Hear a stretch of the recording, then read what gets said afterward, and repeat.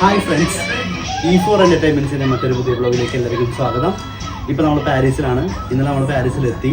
So ഇത് നമ്മുടെ ഫസ്റ്റത്തെ യൂറോപ്യൻ ട്രിപ്പാണ്. സോ ഇന്നലെ വൈകുന്നേരം നമ്മൾ എപ്പോഴേക്കും എത്തി, എല്ലാം ഒന്ന് റിലാക്സായി. സോ ഭയങ്കര ടയർഡായിരുന്നു. സോ റെസ്റ്റിംഗ് ആയിരുന്നു. അപ്പോൾ നമ്മളിത് സ്റ്റേ ചെയ്യണ ഹോട്ടലിലാണ് നമ്മളിരിക്കുന്നത് ബാക്ക്ഗ്രൗണ്ട്. സോ ഇന്ന് നമ്മൾ പാരീസിലുള്ള മെയിനായിട്ടുള്ള കുറേ സ്ഥലങ്ങളാണ് നമ്മൾ എക്സ്പ്ലോർ ചെയ്യാൻ പോകുന്നത്. സോ നമുക്ക് നമ്മുടെ വീഡിയോയിലേക്ക് പോവാം.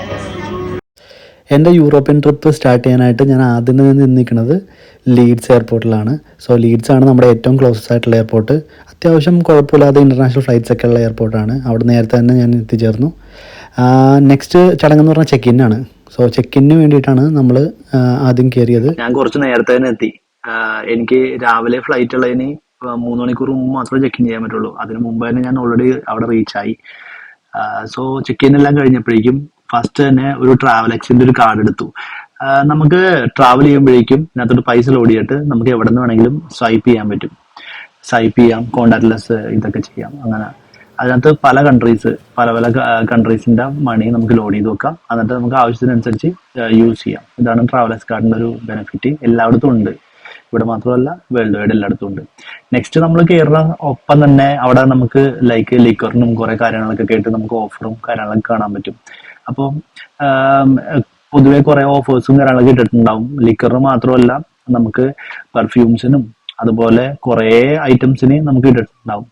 അപ്പോൾ ഞാനും ജസ്റ്റ് നമുക്ക് എന്തായാലും ഫ്ലൈറ്റ് കയറുന്ന മുമ്പായിട്ട് സമയമുണ്ട്. അങ്ങനെ നീണ്ട കാത്തിരിപ്പിനൊടുവിൽ നമ്മൾ റയാനെയർ ആണ് ബുക്ക് ചെയ്തത്.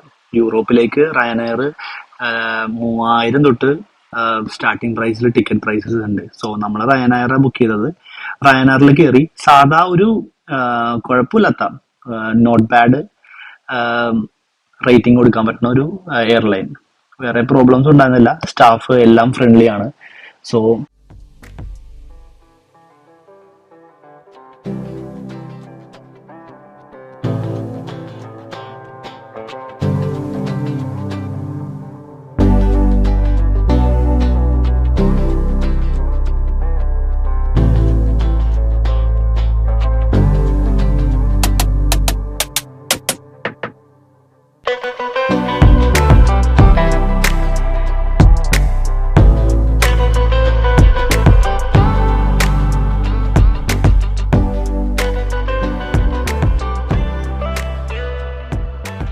അങ്ങനെ പാരീസ് എത്തിക്കഴിഞ്ഞപ്പോഴേക്കും ഫസ്റ്റ് തന്നെ റൂമിലേക്കാണ് പോയത്. സോ ഞാൻ IBSന്റെ ഒരു റൂമായിരുന്നു എടുത്തത്. അത്യാവശ്യം ബഡ്ജറ്റ് ഫ്രണ്ട്ലി ആയിട്ടുള്ള ഒരു റൂമാണ് IBSന്റെ നമുക്ക് കിട്ടിയത്. അത് നേരത്തെ വിസ ഫയൽ ചെയ്ത സമയത്ത് തന്നെ നമ്മൾ ബുക്ക് ചെയ്തതാണ്. അപ്പോൾ ഫസ്റ്റ് റിസപ്ഷനും ബാക്കിയുള്ള കാര്യങ്ങളെല്ലാം കുഴപ്പമില്ല, നല്ല ഭംഗിയുള്ളതാണ്. ഫ്രണ്ടിൽ തന്നെ ഒരു വെൽക്കം ഡ്രിങ്ക് അവർ വെച്ചിട്ടുണ്ടായിരുന്നു. അത് കഴിച്ചു കഴിഞ്ഞിട്ട് റൂം അത്യാവശ്യം മേലേക്കായിരുന്നു. റൂമിന്റെ ക്വാളിറ്റിയും കാര്യങ്ങളൊക്കെ പറയുകയാണെങ്കിൽ പുറത്തുള്ള എൻട്രൻസിന്റെ അത്രയും അങ്ങോട്ട് സൂപ്പർ ഒന്നും പറയാൻ പറ്റില്ല. പക്ഷെ ഒരു അഡ്വാൻറ്റേജ് എന്ന് പറഞ്ഞു കഴിഞ്ഞാൽ ഇതിന്റെ അടുത്ത് തന്നെ നമുക്കൊരു കിച്ചണൊക്കെ ഉണ്ട്. കിച്ചണിൽ രാവിലെ അൺലിമിറ്റഡ് ബഫറ്റ് ഒക്കെ ഉണ്ട്. സോ നമുക്ക് ഫുഡ് വേണമെങ്കിൽ അവിടെ നിന്ന് തന്നെ കഴിക്കാം, പുറത്തുനിന്ന് കഴിക്കണം.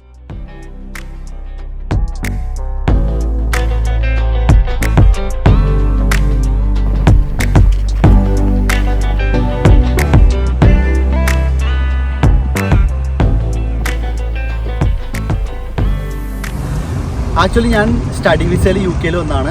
UK 2 വർഷത്തെ MSc computer science course complete ചെയ്തായിരുന്നു. കോഴ്സ് കംപ്ലീറ്റ് ചെയ്ത ശേഷം ഇപ്പോൾ സ്റ്റേ ബാക്കിലാണ്.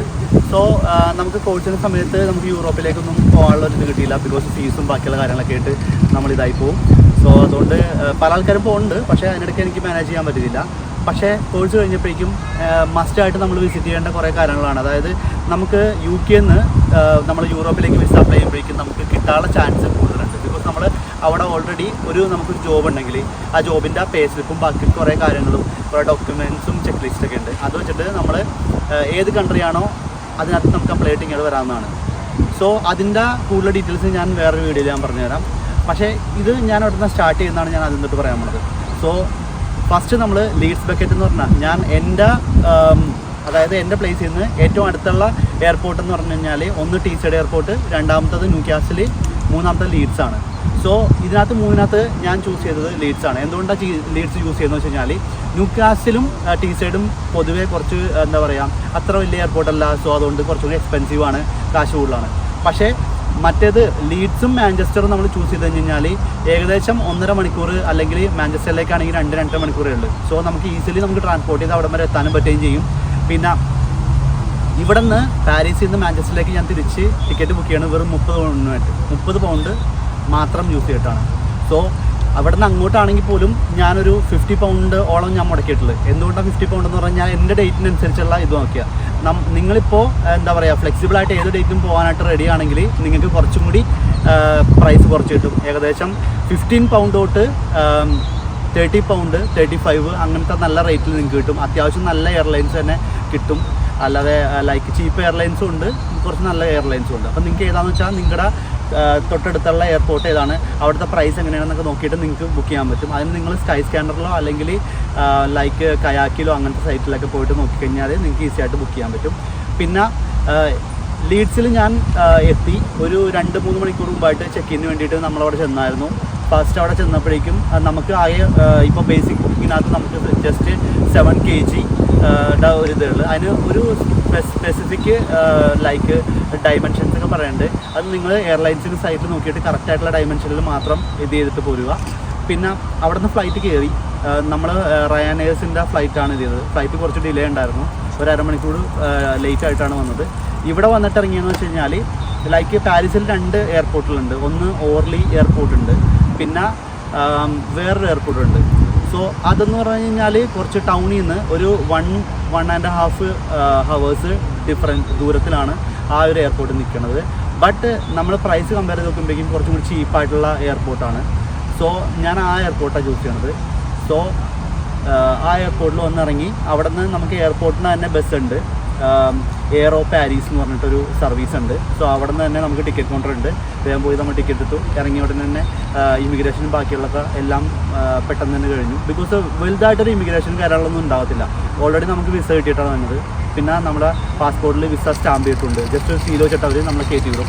സോ അത് കഴിയുമ്പോഴേക്കും നമ്മൾ നേരെ വന്നിട്ട് എയർപോർട്ടിൽ തന്നെയുള്ള ബസ് നമ്മൾ ചൂസ് ചെയ്യുക മാക്സിമം. ബിക്കോസ് പുറത്തുള്ളപ്പോഴേക്കും നമ്മൾ പുറത്തേക്ക് എയർപോർട്ടിൻ്റെ പുറത്തേക്ക് നടക്കാനായിട്ട് കുറച്ച് ദൂരം ഉണ്ടാവും. അവിടെ നിന്ന് വന്നിട്ട് വേറൊരു ബസ് എടുക്കൽ കുറച്ച് ബുദ്ധിമുട്ടുള്ളതാണ്.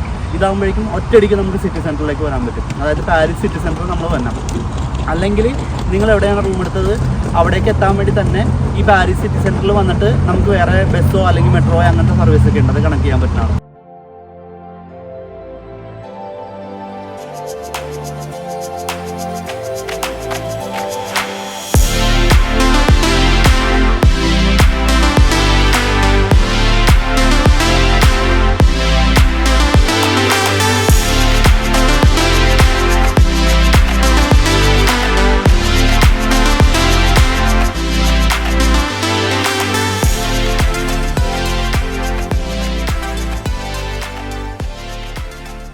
നമ്മളെല്ലാവരും പോകാൻ കൊതിക്കുന്ന യൂറോപ്പിലെ ഏറ്റവും ഫേമസും ബ്യൂട്ടിഫുൾ ആയിട്ടുള്ള ഒരു നഗരമാണ് പാരീസ്. പാരീസ് എന്ന് പറഞ്ഞ് കേൾക്കുമ്പോൾ തന്നെ നമ്മുടെ മനസ്സിൽ വരുന്നത് ഈഫൽ ടവറും ടോംസ് ആർക്കും അവിടുത്തെ കൺസ്ട്രക്ഷൻസും അവിടുത്തെ ആൾക്കാരൊക്കെയാണ് നമ്മുടെ മനസ്സിൽ വരുന്നത്.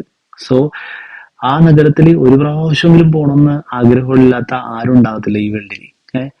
അപ്പോൾ അതുകൊണ്ട് തന്നെ എനിക്ക് ആദ്യമായിട്ട് അവിടെ ഒന്ന് പോകാൻ പറ്റി. അവിടുത്തെ കാഴ്ചകളൊക്കെ നിങ്ങളെ കാണിക്കാൻ പറ്റി.